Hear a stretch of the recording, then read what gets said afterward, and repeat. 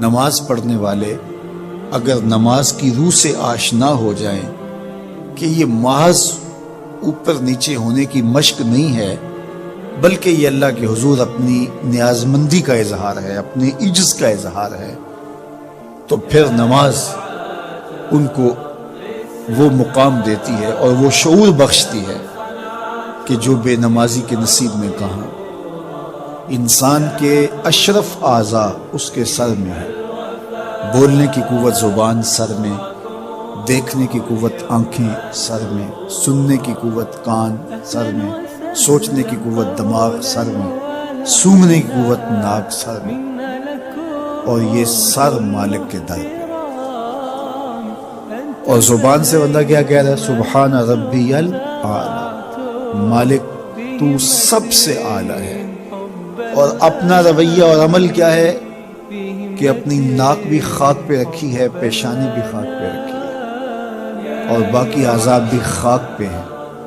تو گویا عملاً یہ بتا رہا ہے مالک مجھ سے نیچا کوئی نہیں اور تجھ سے اونچا کوئی نہیں۔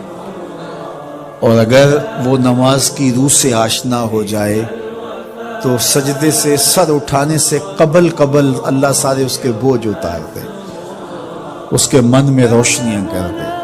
تو نماز بندگی کا شعور دیتی ہے، من میں چراغاں کرتی ہے۔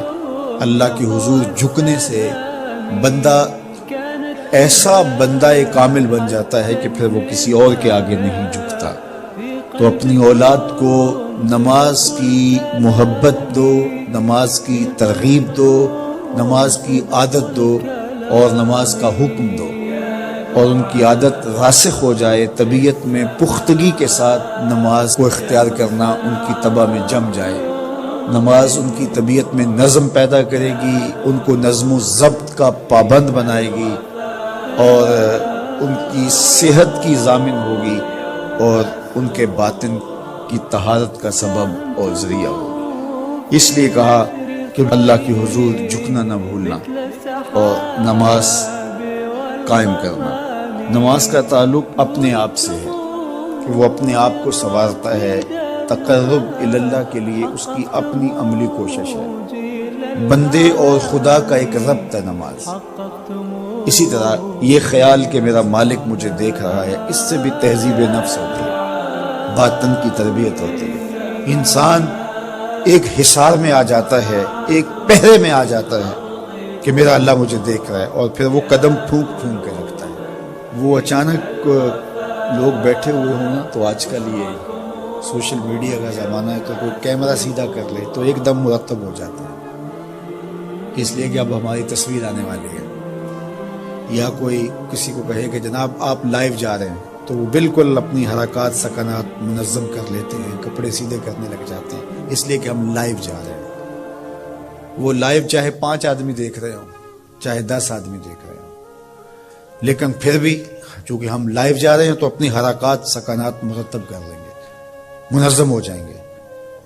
اور جب یہ یقین ہو کہ میرا اللہ مجھے دیکھ رہا ہے، یہ ساری حرکتیں وہاں لائیو جا رہی ہیں، تو پھر دل میں برا خیال بھی آنے لگے گا تو اس کو روکیں گے کہ میرا اللہ تو دیکھ رہا ہے۔